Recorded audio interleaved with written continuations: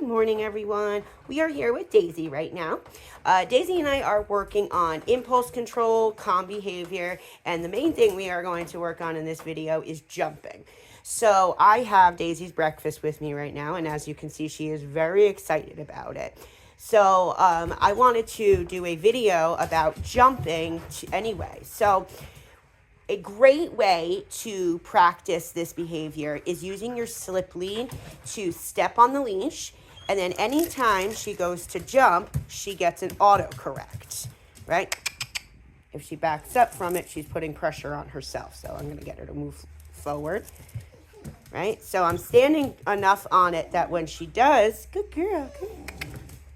When she does jump, she gets that autocorrect, and I'm immediately moving my foot to release that tension as soon as she calms down. I'm also going to reward that calm behavior by giving her a handful of her food to eat. So doing feeding by hand is an awesome way to reinforce calm behaviors and getting your dog to work for their food not just put a bowl down and let them go to town on it. If I put this bowl down, she will eat it in about 10 seconds. So as you can see, I just used my foot for all of that. Every time she jumped up, my foot was immediately still on there, and she's applying pressure. Now, Daisy has been working on pressure and release with me for about a week and a half or so now. So she's starting to understand what it means, right? So all of this excitement, normally I wouldn't be making her wait a minute and a half to get her breakfast. So she's super excited, right? Daisy, sit. Easy. So I'm also doing easy by turning my hand in and not letting her eat it if she's too hyper. So she's nibbling my fingers. She's trying to do it too quick. So I'm teaching her calm. Easy. You also never want pressure on the leash unless she's calm. If there's pressure on the leash, that means that you need to do something, right? She needs to go into a calmer state of mind, or you need to release that tension. Now, learning to release pressure is so important. Most people just keep the pressure on, and that's how you're going to get a dog that pulls or doesn't understand pressure and release. There has to be a release with pressure, otherwise pressure and release does not work. So making sure that they really understand pressure. Daisy, making sure they really understand pressure on and pressure off is important. You're also going to use your knee to pop them when they kind of jump on you. So you can see this first thing in the morning, and Daisy is a highly active little lady. So she's full of energy right now. Daisy, good girl, good girl. Right, so you're also gonna be able to use your knee to kind of bump them anytime they jump up at you. So this is, Daisy, good girl. This is applying spatial pressure, but Daisy, let me show her. Easy. She's got really sharp teeth, and she snaps for her food really quick. So I'm trying to teach her to be calm about taking it. So I'm only giving her like one kibble at a time by releasing it. I hold it in my hand just enough that they can smell it and taste it, but she can't get the kibble until I release it. Easy, good. See how she snapped, and she got my finger just there, and it hurt.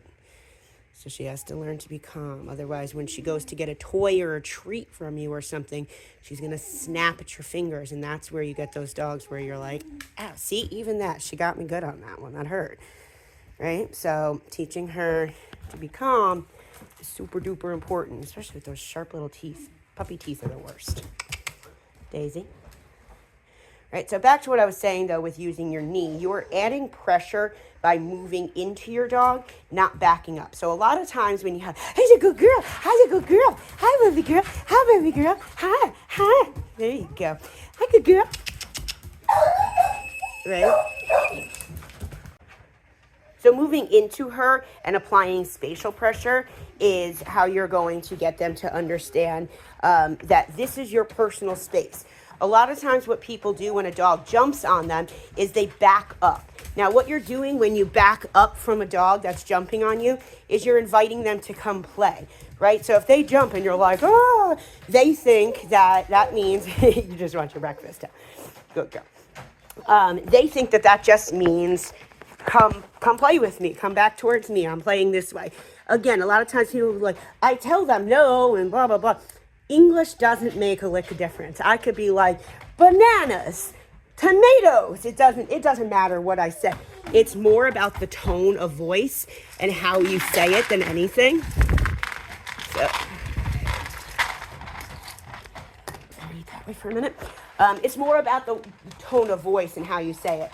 So I use off. Off means this is something that's never appropriate. You're going to use it for jumping, play biting, trash diving, counter surfing, basically anything you would say no to your dog for. Start using the word off. Make it a command. When we say no, we tend to do it with a lot of authority in our voice, and we tend to get upset at them. And they're really not reacting to the fact that you're asking them to stop doing something. They're reacting to your tone of your voice, which is more than likely scaring or upsetting them because it's just been such a sudden change. They're not really getting the point that it means that this is something I don't want you to do. So if you're standing on the leash and every time they jump and she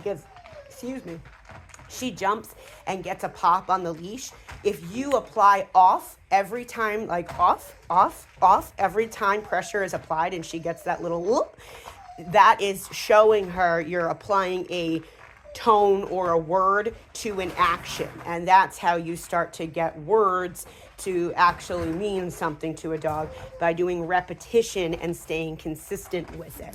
So if you off, so using off repetitively and consistently is going to be a big part of doing that as well. But what you're doing, like I was saying with spatial pressure, is if you back up, you're inviting them to come into your space again. If you move into them, what you're doing is saying, this is my personal space and you need to back up by using spatial pressure. Now, if you use your knee, you're making your space even a little bit higher or, further out. And you are going to be able to give her a correction by giving her like a pop in the tummy, or, however big your dog is, by going like this, and then they get kind of a pop, which is the same idea as a pop on the leash. So you're applying spatial pressure by moving in and backing off. Pressure on, pressure off. The leash, instant pressure on, pressure off. As soon as their paws leave the ground, she's getting an instant correction, which is great because now you're not even doing the correction. She's doing it to herself. So that's a really great way to work on that behavior. You have to get those kibbles that are bouncing off your head. So yeah, hopefully that helps. Hopefully that makes sense to everybody as far as impulse control, jumping. Some other things that coincide with impulse control are things like begging, door bolting, counter surfing, crash diving. Those are all impulse control, where they're just so excited that they don't even think about the fact that they're not supposed to be doing that. So, practicing things like waiting at the door. I've done several videos on that as well. That's going to be a great way to show your dog, we don't leave the house until I say so, and when you're in a calm state of mind. We are not going to go barreling out the door, because if you start inside hyper, I can promise you when you go outside and the distractions go way up, you are not going to have a calm dog. They are going to get even more hyper. So calm your dog down before you even leave the house.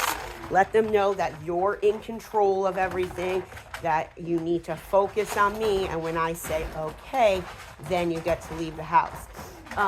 Begging, you can use a place command. So even just using a towel or a blanket or something of different height or texture. That's place. So place means go onto a given object of different height and texture and remain until released. So basically, go on your dog bed and stay there until I tell you to, right? So you have to start out by teaching this to them, that when I say place, it means go on the object. When I say okay, it means come off the object, right? So the more you practice this with them, the more they're going to pick up on that fact that this is, come here, baby girl. I know, it's almost playtime. The more you practice this behavior with them, the better. This goes for any command that you are training your dog on. Use your slip lead inside. Leashes are not just meant to be used outside. This is your communication device now. This is not a tether where you're going to be able to drag your dog and make them do what you want them to do. This is how you are going to be communicating with your dog now. If you aren't doing it consistently, it's not going to work. So you have to learn how to change your behaviors as well and really follow through with your dogs on what you want them to do. So if you are doing place, let me demo real quick.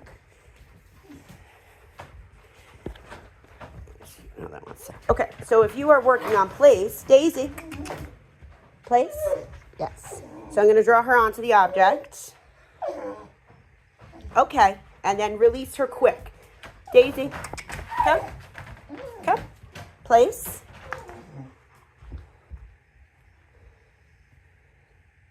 Okay. Place. Okay. Good job. Right? So I'm telling her on, off, on, off. Now in the beginning, especially with babies and puppies, this thing off. Especially with puppies, you want to make sure that you are doing quick releases. In the beginning with this, you are not going to just, you're not just going to say place and expect your dog to go to their bed and stay there for a half an hour. That is not going to happen. Training comes because you train, right? You don't run a marathon. You don't not run and then all of a sudden be like, I'm going to run the New York City Marathon, right? You train for a marathon. You train your dog by practicing commands and building up, right? So when we're doing this, now this isn't the greatest place because there's no height difference. It's only a texture difference. So what I'm actually going to do is add a little extra floof. I know, hang on, we'll play in a minute, poppers. Right, so Daisy, place. Right, so I'm going to go to the object. Good girl. Now, if your dog isn't initially going onto the object, what you want to do is go to the other side of it. Now, she's super distracted, but her buddy is here. She loves Kodak. Daisy, I'm going to use my hand to kind of draw her on. Nope, Daisy, place. Yes, good girl. Doing yes to mark it. Come on, good girl. As soon as she gets all the way on the object, pressure on. I'm not going to let her leave the object. Okay. So again, you're going to want to do, I say on, you go on, I say okay, you get to come off. Now, normally I don't do my lessons in the living room while everybody is in their crates because this is so distracting for puppies. There's no way they're going to think about anything else. Plus, she already finished her breakfast, so she's not even like super duper hungry right now to be like really into, playing or using her food as a motivator. She is just like all ready for playtime right now. But anyway, so, it's important that you practice on and off behavior. I say place, you go on the object. I say okay, you come off of the object. Extend your arm to it. Again, I also have a lot of videos on doing the place command and how to initially start teaching your dog this. But these are the kind of things that you will work on for begging when you're like eating dinner and stuff or, what have you, because it gives your dog somewhere to go and you have to teach them to stay. You can also back tie them using your leash. You can, put the leash on a, good girl, on like under a table leg or a couch leg or anything that they can't pull off of. So that way, when they do try and break, they only get so far and you can walk back over and practice replacing them or spatial pressure. The key to this is not allowing your dog to just break and then be like, whatever. So like if I don't reinforce right now, she just learns, okay, I just get to leave whenever I want. Daisy, Daisy, place. Good girl. Okay, so I'm reinforcing to stay. Daisy, place. Daisy, place. Come on. Good girl. Come on. So I'm not going to drag her on. Yes. I'm not going to drag her onto the object. That's not going to help. Dragging doesn't do anything. Do not use your leash as a way to pull your dog. Pressure means red light. It means stop moving. You cannot have pressure means stop moving and go at the same time. That's just teaching your dog that it's okay to run red lights, which it of course isn't, and you're going to have a dog that is very confused about the whole situation. So, it's okay, Frank. So yeah, making sure that you practice teaching them on and off, consistency, follow through, repetitions. Those are keys. So if you have any questions, let me know, and we will of course have more to come with the Daisy Do's. Hope everyone has a good one. Bye.